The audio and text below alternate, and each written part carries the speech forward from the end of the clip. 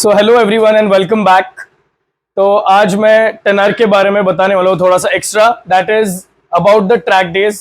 मैंने बाइक लिए हुए 1 साल हो गया है और मैंने 2 ट्रैक डेज किए हैं इस पे। तो I am going to tell you in detail about the ten R, exactly track पे फील कैसा है बाइक का, क्या क्या लगता है ट्रैक पे।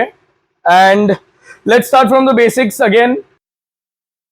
सो before riding the ten R, as you might be knowing, मैं इसके पहले डिटोना चलाता था, Daytona 675. I've also ridden a S1000R on the track and a V4. And compared to everything, I still love the 10R because इसका feedback काफी अच्छा मिला है मुझे. So let's talk about how the 10R felt on the track now. As you all might be knowing, the ZX 10R runs an inline 4 engine which has a 998cc motor and makes around 203 bhp at the crank and 213 bhp at the crank at high speeds, which is with ram air.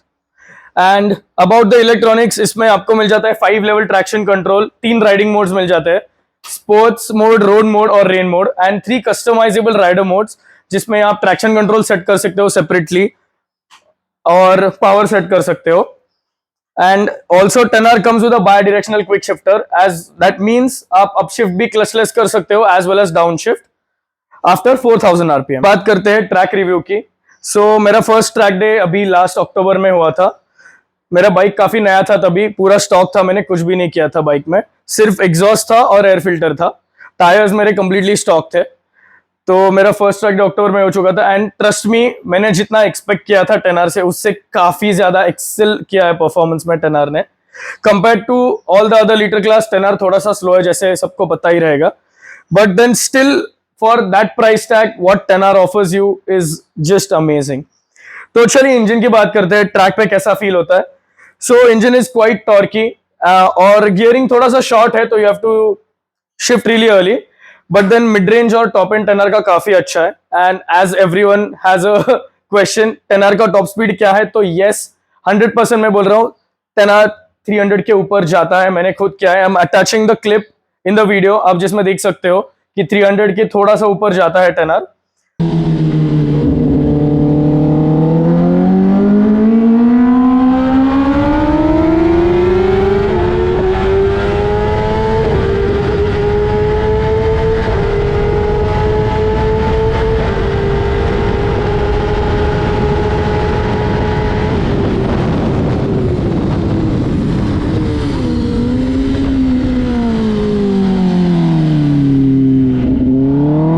Engine के बाद बात करते हैं main thing that you require on the track is the tyres. क्योंकि सबका एक misconception है कि ट्रैक पे चलाने के लिए आपको रेस स्लिक्स ही लगता है और या फिर रेस टायर्स ही लगते हैं. ऐसी कोई बात नहीं. अगर आप पहली बार जा रहे हो, दूसरी बार जा रहे हो, तो आप स्टॉक टायर्स पे भी ट्रैक डे कर सकते हो. जैसे मैंने आपको कहा, मेरा फर्स्ट ट्रैक डे था, तभी मैं स्टॉक टायर्स पे चला रहा था. तो फर्स्ट डे आफ्टरनून तक मैंने स्टॉक टायर्स पे चलाया बाइक, बट देन मेरा पेस काफी बढ़ चुका था बिकॉज मैं बाइक के साथ काफी कंफर्टेबल हो गया. तो उसके बाद मुझे स्लिक्स पे शिफ्ट होना पड़ा. So these tyres are called the slick tyres और these are from Pirelli. These are called the Pirelli SC2 Diablo superbike SC2 slicks और ये सॉफ्ट कंपाउंड टायर्स है और इसका फीडबैक बहुत ही ज्यादा अच्छा मिलता है. बट ये अगर लगाने है तो आप थोड़ा सा फास्ट होने के बाद लगाओ, बिकॉज ये टायर्स जितनी जल्दी गर्म होते हैं उतनी जल्दी ही ठंडे हो जाते हैं. And cold tyres means no grip. So starting में आप स्टॉक टायर्स पे कर सकते हो. और एक बात, आप जब भी स्लिक टायर्स यूज करते हो तो स्लिक टायर के लिए वार्मर्स यूज करने पड़ते हैं. सो आपने अगर वीडियो में देखा होगा कि ये रेड जो कवर लगा हुआ है टायर पे, वो एग्जैक्टली क्या है, तो मैं इसके बारे में थोड़ा सा बता रहा हूँ. सो इनको कहते हैं tyre warmers and these are from a brand called Capit. और टायर वार्मर्स बेसिकली लगते क्यों है, बिकॉज स्लिक टायर्स पे कुछ ट्रेड्स वगैरह नहीं रहता है, वो बेसिकली बॉल टायर्स रहते हैं, मतलब टकलू रहते हैं, but they are soft compound. और वार्मर्स की मेन प्रॉपर्टी ये है कि आपका tyre first of all even heat करेगा ये. और स्लिक टायर्स के जो है हीट साइकिल्स रहते हैं, मतलब from coldest temperature to hottest temperature and then coldest temperature again, that is one heat cycle. So ऐसे 8 या 9 हीट साइकिल रहते हैं स्लिक्स के. तो your goal is to preserve the tyre, इसलिए टायर वार्मर्स आपको लगाने पड़ते हैं. मतलब सेशन के पहले लगाओ, सेशन करके वापस टायर वार्मर चढ़ा दो. And main reason is to heat the tyre as I said evenly, so that आपको इवन ग्रिप मिलता है. सो टायर वार्मर्स एक अपग्रेड है, but that is for the latter part once you start using slicks. और एक छोटी सी बात मैं कहना चाहता हूँ, एक्चुअली ये पर्टिकुलर टायर सेट के साथ मेरा थोड़ा सा ज्यादा इमोशनल कनेक्शन है।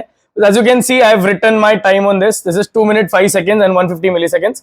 सो ये आज तक का मेरा फास्टेस्ट टाइम है कोई भी बाइक पे, और ये मैंने अचीव किया जिस सेकंड ट्रैक डे में। And I really love the 10R for that, because मेरे राइडिंग स्टाइल को बहुत ही ज्यादा सूट किया 10R ने। I am putting a lap of BIC. So come join with me and let's take a lap around BIC.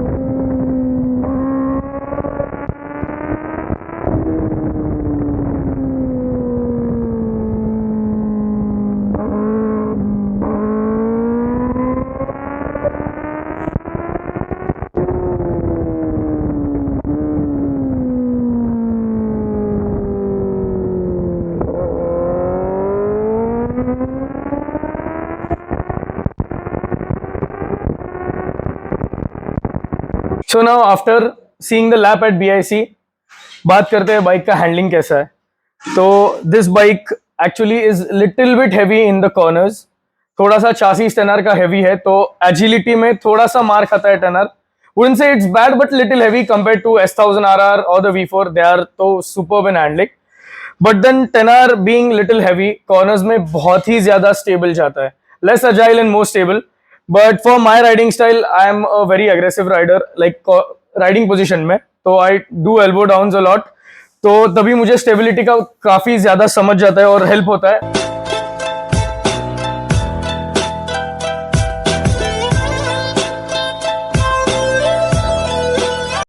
Because तभी मुझे थोड़ा डर कम लगता है और कॉन्फिडेंस ज्यादा आता है और ग्रिप भी अच्छा फील होता है।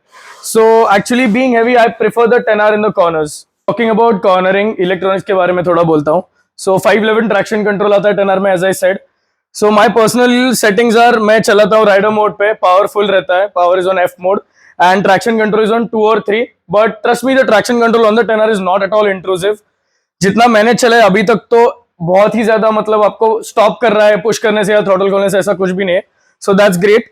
And then coming to the handling part, the suspension, the 10R runs the Showa BFFs, which means the Showa balance free forks, and comes with adjustable preload, rebound and compression all separately. और इनका feedback काफी ज्यादा अच्छा है, जैसे मैंने पिछले video में बोला था, they are equivalent to Öhlins and इसका फीडबैक बहुत ही अच्छा है। But you have to set up the suspension according to your weight. So suspension setup होता कैसे है? So basically you sit on the bike with all your riding gears on, मतलब suit, boots, helmet, everything, और फिर वो wait के हिसाब से आप सस्पेंशन एडजस्ट कर सकते हो। So I have adjusted my suspension from Rujul, who works with Trackworks, is from Nasik, and he's amazing at it. So after suspension setup आपको काफी ज्यादा कॉन्फिडेंस आता है in general, and I'm not just talking about the track, आपको street पे भी suspension setup के साथ बहुत ही ज्यादा फर्क पड़ेगा। So whatever you're riding, make sure if you have an adjustable suspension, do get it set up by a professional. or learn it yourself and do it yourself, which is a fun part as well. But suspension का feedback पूरा आपके setup पे depend करता है और handling, and you can set it accordingly. मतलब आपको stability ज़्यादा चाहिए, agility ज़्यादा चाहिए, थोड़ा सा आप कर सकते हो. So after the suspension, now let's come to the braking, which is also a very important aspect of a motorcycle in general, not just the track. So right now I'm running stock brakes, not stock brakes to be very honest. I'm running aftermarket pads, but first track day पे मैंने stock brakes ही use किए थे. Master cylinder भी मेरा stock ही है. Kawasaki 10R में आता है 16 mm radial master cylinder by Brembo.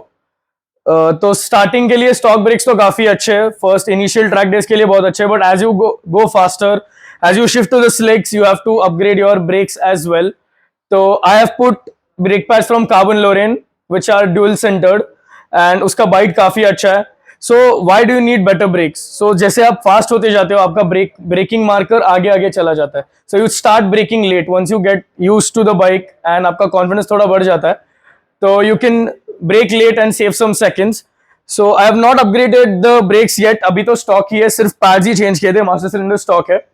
तो with the pads, stock brakes and the aftermarket pads, मेरा ये time आ चुका था, and which is very impressive for a stock bike with stock brakes. And coming to the downsides of the brakes, 10R runs rubber lines, rubber brake lines compared to other bikes. बाकी सब गाड़ियों में steel braided lines आते हैं, तो उससे actually breaking better होता है, क्योंकि ये थोड़े टाइम के बाद ब्रेक ऑयल आपका हीट हो जाता है एंड ब्रेक प्रेशर ड्रॉप होता है.